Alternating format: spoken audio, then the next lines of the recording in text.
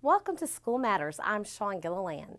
On this week's show, we've got student-built hovercrafts, a Valentine's Day celebration all about the new you, and a generous donation for future automotive technicians. First up, let's stop by the Center for the Arts at Henrico High School for the 4th Annual Infusion Symposium, featuring some familiar faces. 5, 6, 7, and 8.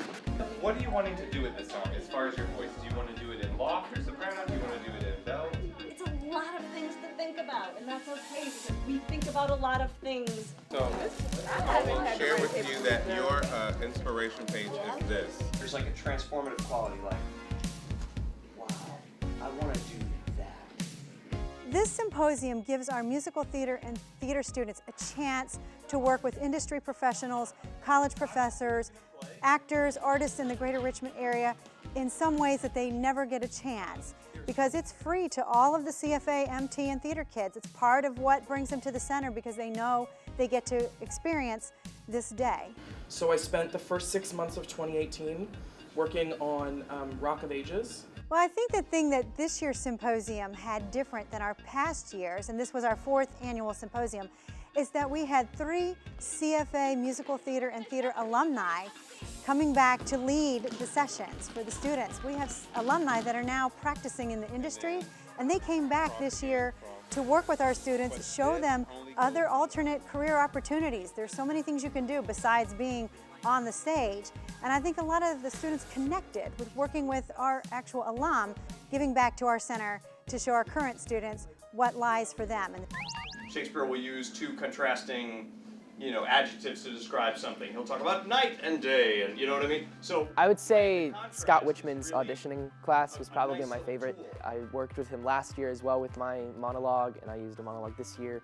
it doesn't have to be the carved in stone performance. It's just an exercise to give you the permission. Scott is always a pleasure to work with. He's so enthusiastic and supporting. Like, you are so strong, too. So there's 2 things I want you to think about. He probably gave the most information and helped me out the most that day. He definitely made me feel a lot more natural. Because you can then play the contrast between, I thought this was what I wanted to do, and I... Watching everybody else, I was very impressed by what I could become and what they had become. There's a total contrast in there. First gig out of cosmetology school was at the Tony Award-winning Actors Theater of Louisville. Tanner Pippert, Miss Pippert's son, he taught us like how wigs were made and like the structures of them. The other part of that is the hair, right? Like, what is the external fiber? This is synthetic, right? So it's basically just extruded plastic. It like gets pushed out of a machine. He taught us what to do with them, and then he showed us some wigs from like Beauty and the Beast, and I thought that was really cool because I got to see Belle's wig. And again, think about all these things and don't think about them at all. Let them be there. And then just... So the first thing I did was viewpoints, and that was very energetic and exciting first thing in the morning. It was really interesting because I was used to just like walking around the space and just like doing it. It was weird at first, but then also was really funny. Either be really close to somebody or really far away from them. Because like, if she had, people copying you and then like just getting all close and then just following you around and you're like, what you doing? It just makes you more aware overall. So now, if we look around at our spatial relationships, this is much more interesting. So this is the set for our musical Once on This Island, which is next week, and we make the sets ourselves. As much as I enjoy being on stage, I absolutely love the construction aspect of what we do here. And then once we finish weaving this gets sewn onto this. Does that make sense? And then it makes this pattern right here. I think it's really incredible what we all can do. We can achieve all of this beautiful set just, by us working on it for 2 days or so. You're learning how to do hands-on stuff, and you're learning all these new skills that you can take. And if someone does need a set build, you'll be like, oh, I know how to do that. I did that. Then you're going to get someone to tie some fishing lines on the pieces where it crossed, so it stays. Then there was dancing, which I can still feel, but even though it was intense, I still felt like I got it down and it was great. Okay, well, the instructor, she surprised me because I was like, oh, it's tap. Like, we're going to do like a flat ball change and it'll be like easy. And she came out of the gates running.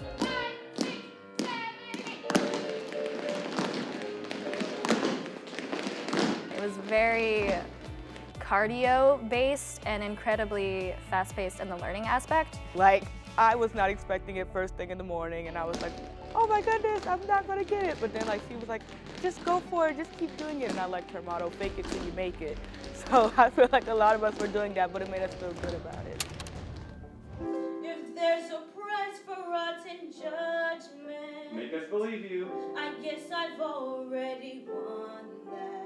Well, my next class after that was my singing class, and with Colin Rufford. I need you to hold on to that so, like, it is the most important thing in your life. He was really, really helpful, and like, in a playful way, he was like, oh, come on now, like, you can do it. Very inspirational and very helpful, because I was like, wow, I really did just sing that song in front of people, and it was like something I really did. When someone needs you, We're going to Disney. You We're going to Disney. We're going to Disney. We're going to Disney. What are you going to do there? There's so much you can get from just watching other people sing and then watching other people get advice, because you get to connect to them on, oh, I do that with my hand, or I feel shaky in that way, and you just learn from watching other people, and then it's always just fun to watch your friends sing and do their thing. Do you want us to know that you know you're singing? Or do you want us to just go on with it like it's... The truth may be difficult to look upon, but it remains the truth nonetheless. Yeah. I think the keynote speaker we had this year was amazing. Dr. T is an amazing woman. She's from VCU, and I just got accepted to VCU Theater a few days before she came in. So it was amazing to not only meet her, so I already had that connection, but see what VCU is about and push me to see if I wanted to go there. It's a journey, and a journey means you got to get on the path and start journeying. You got to start walking towards what it is that you want. The industry is, it seems like it's a really far away thing, like you just can't reach it, but then you see these people who are actually in it, and you learn that you really can do it if you really just like work hard and really keep your mind to it. It's not something that's that impossible. Gaining knowledge from all of these courses is so beneficial, and where else could we do it? You know, it's so amazing that we have this opportunity available to us because of the center that we attend. It is a true village, and everyone is an expert in their individual craft. And it takes the combination of all those expert voices and learning how to collaborate so that you can come up with a unified production that is successful and enjoyable to audiences. So that's really what I want them to take away from the symposium experience.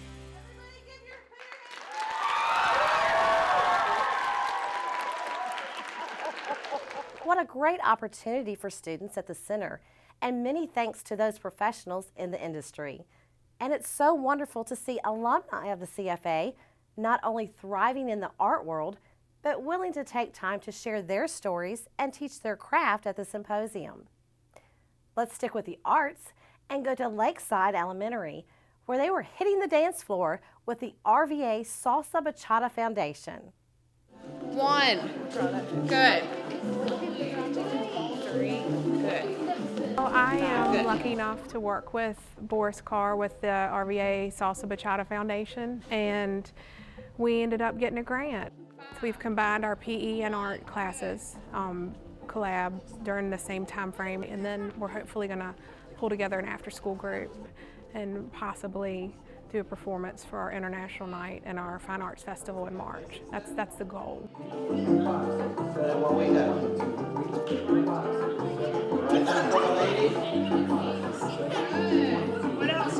This program actually is part of the RVA Salsa Bachata Foundation, where we have the goal to bring into the schools salsa dancing for children. Don't rush to the last moment, yes, and it's the routine. Remember, salsa is no routine, all right? It's not the most popular music, but it is popular music right now. So kids recognize it, kids love it. Very good. You ready? And raise They were hesitant at first, I think mainly because of their age and they're shy. They feel funny holding someone's hand of the opposite sex. Once they've gotten over that, they've really taken off. Got a lot of kids that I can tell are really, really excited about it. I've learned to spin. I've learned to do the steps of salsa dancing. As you just saw, we learned how to do both hands and spin. It's different because usually we just play games or do warm-ups in gym class, and now we're dancing. Well, they have really enjoyed it. At first, they were a little hesitant. I think Amy had said before that, you know, just something new and the boys dancing with the girls and different things. But as they've learned more about the salsa dance, they've just gotten more comfortable and they seem to enjoy it. I can't say it in words, but it is amazing, though. I can't explain it. The biggest event that we organize and is the biggest fundraiser for the foundation is the RVA Salsa Bachata Congress. And this event raises money for the foundation, and from there we can deliver this program to the schools. Movement and dance is in our curriculum. It's part of our SOLs that we need to be teaching, and so it falls right in line with our SOLs. And secondly, I think just opening them up to new opportunities. I want them to recognize this dance. If they see it on TV, if they hear the music, I want them to have this memory. I really like it. It's really amazing. It's been great, and if you want to try salsa, you can do it. We have the double turn. Well, she just learned it.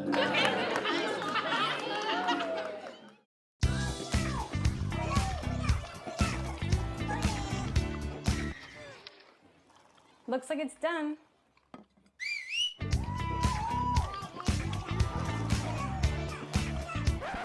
Don't let salmonella get funky with your chicken. On average, 1 in 6 Americans will get a foodborne illness this year. You can't see these microbes, but they might be there. So learn the right temperature to cook each type of meat. Keep your family safe at foodsafety.gov.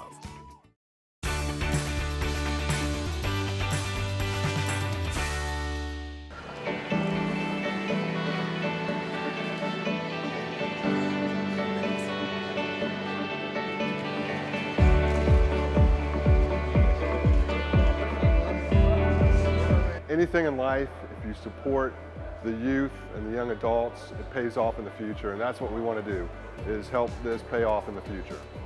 Our future is based on young people learning trades, having the knowledge and the ability to work on cars.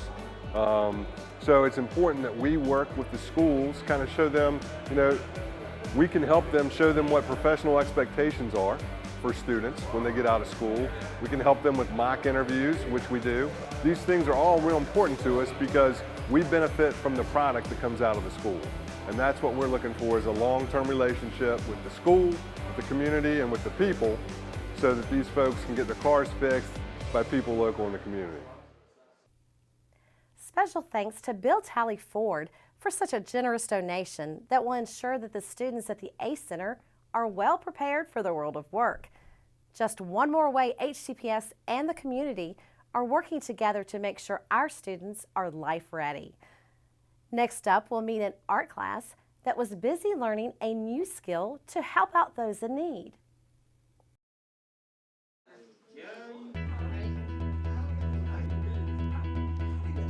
Right now we are working on knitting scarves to donate to Holman Enrichment, and the kids are making them completely by hand.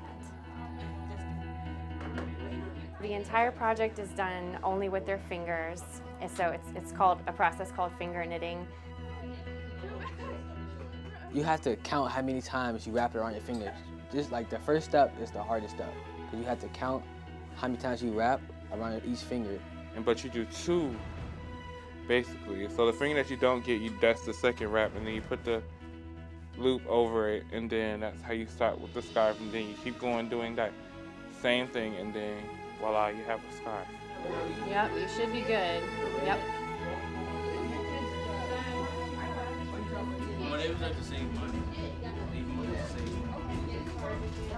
It was challenging at first, but when you get like a pattern and you get the hang of it, it's pretty easy.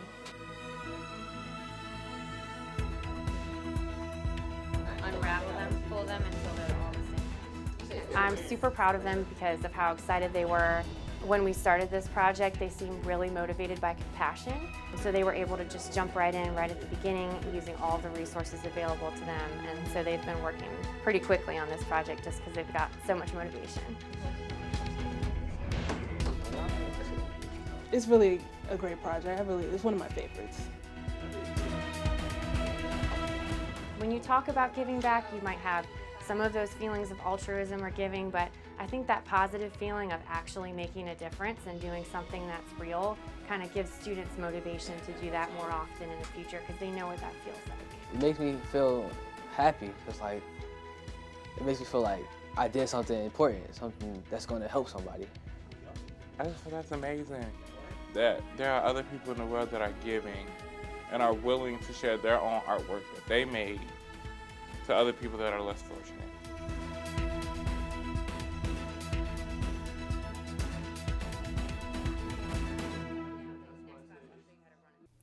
"30 handmade scarves were donated to Holman in Richmond, another creative way that our students are giving back to the community. Over at Moody Middle School, the Raiders were celebrating Valentine's Day with a New Year, New You approach. Let's check it out.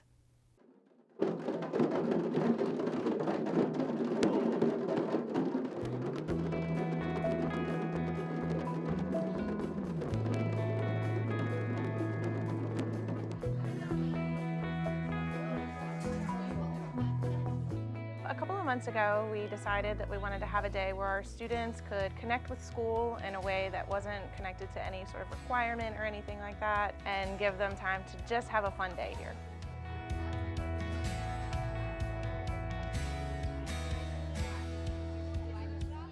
We titled the day Moody Loves You.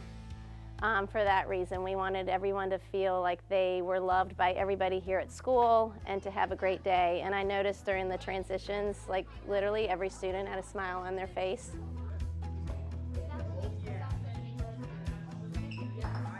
I think it looks great. So I don't think we don't have to glue any of this in. We're just gonna put hot glue right. Just a little dab. We surveyed them to find out what sort of things they would like to do. We gave them some options to start with. And then we took those survey results, put them together, and then looked for teachers who wanted to engage in those activities.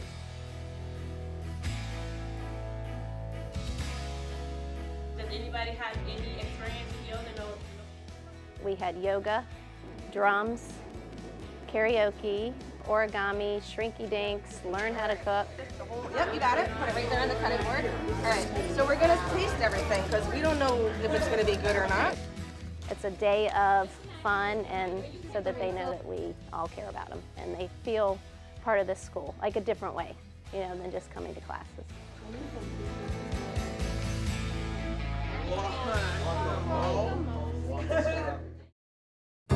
Now for another 2-minute history report.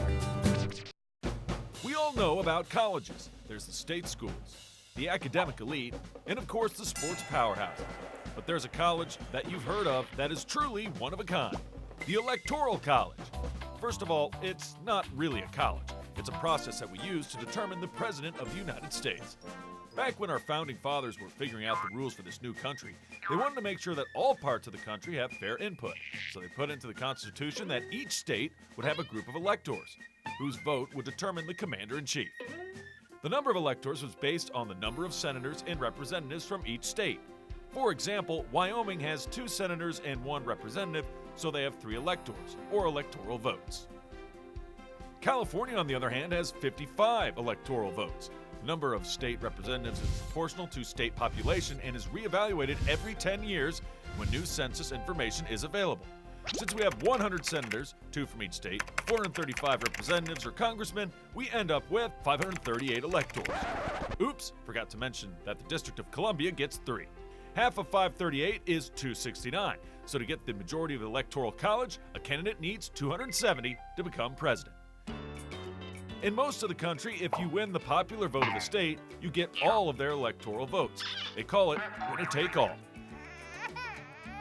The exception is Nebraska and Maine. They use the congressional district method. If you win a region of the state, you get that region's vote. Back in 2008, John McCain got 4 of Nebraska's electoral votes, while Barack Obama got 1. In 2016, Maine gave 3 votes to Hillary Clinton and 1 to Donald Trump. That sounds fake. Generally, our presidents have won both the Electoral College and the popular vote, but not always. In 1876, Samuel Tilden got 200,000 more votes than Rutherford B. Hayes. A decade later, Grover Cleveland lost his re-election in spite of the fact he had more popular votes. In recent history, Al Gore and Hillary Clinton won the ballot box, but the Electoral College put someone else in the Oval Office. So here it is in a nutshell. The Founding Fathers gave each state a voice on who would be our country's choice. Not equal representation, but votes based on population.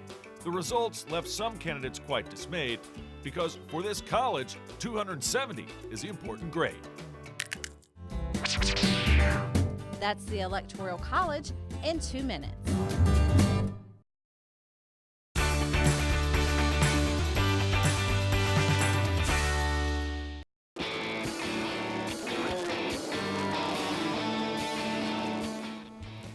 Teams of students from Wilder Middle School worked together to construct their very own hovercrafts.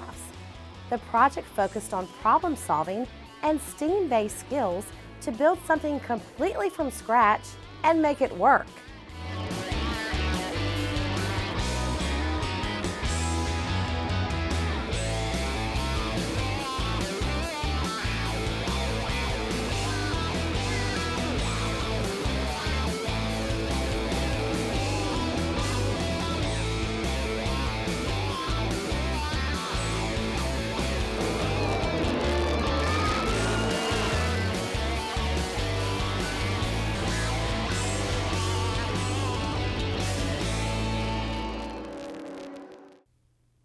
Brookland Middle School hosted a Supreme Court fair for students and some very special dignitaries. Let's take a look.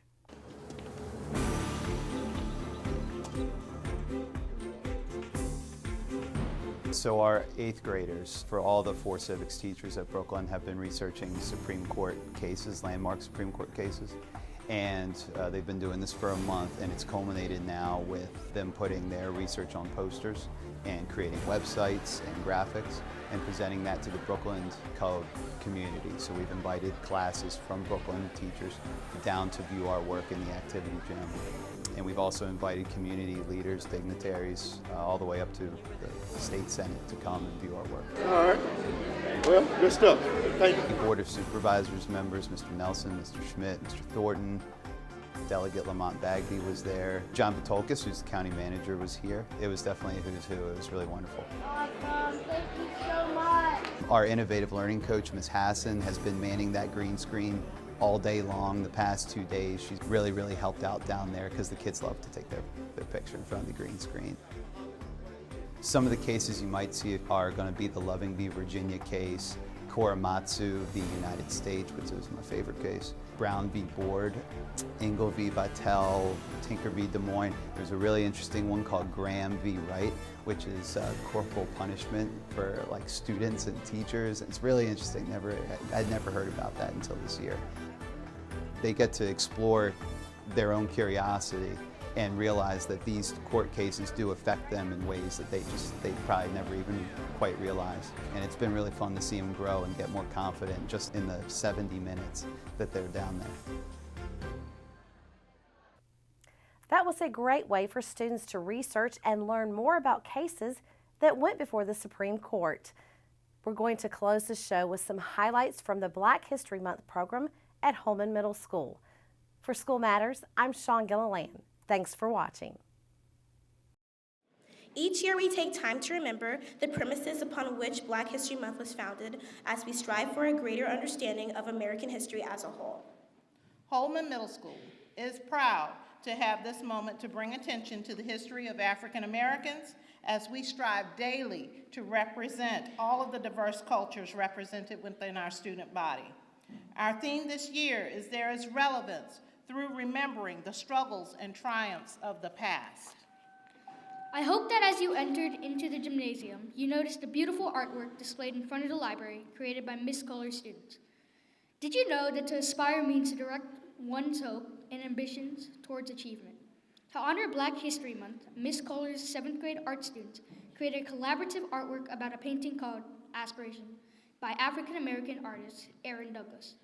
This painting was part of a 4-part mural set completed in 1936.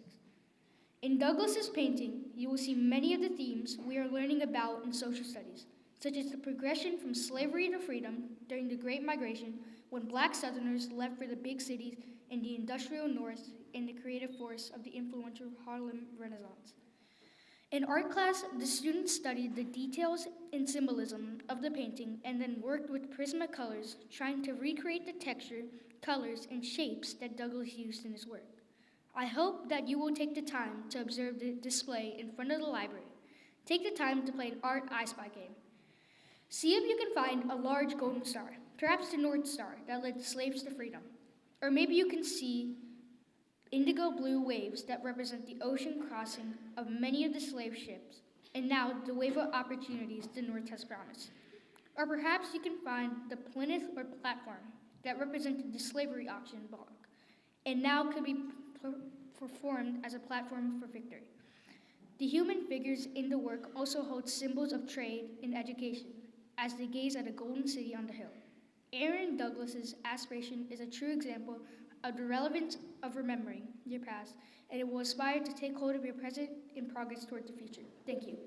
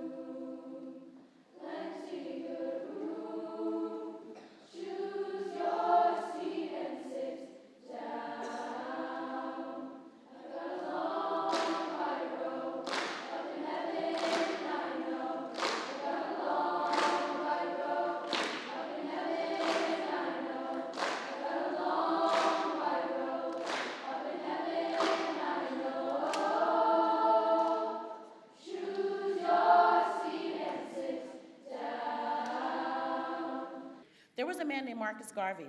He was a journalist and an activist, and he encouraged Black people to have pride despite the oppressive conditions that they were living in. And he said, and I quote, "A people without the knowledge of their past history, origin, and culture is like a tree without roots." Now, hopefully you learned this in science class, but a tree's roots allow them to stay strong when the winds blow and when there's a storm. A tree's roots ensure they get what they need to survive, like water and nutrition. And a tree's roots helps to keep them connected to each other because under the surface of the ground, all of the roots of the flowers and the trees are all intertwined. And what happens is because they're all intertwined, when the wind blows, they're all stronger together, and it's less likely that one of them will fall. That's what we all need to be thinking about here today. And that's really what Black History Month is about. It's about being stronger together. It's about inclusion and understanding differences. It's about finding out what we have in common and not what separates us. There are plenty of folks out here making and creating really, really great, important stuff, but we have to take the time and the opportunity to learn about it. Open your mind, try new things, and don't accept the idea that leaving anyone out or excluding someone or leaving out someone's story is ever okay. Maybe one day we'll get to the place where we don't have to make special occasions to celebrate uniqueness or to celebrate a particular culture. But until we get to that time, do what you can now and learn what you can. That's all I got to say, Huskies. Thank you.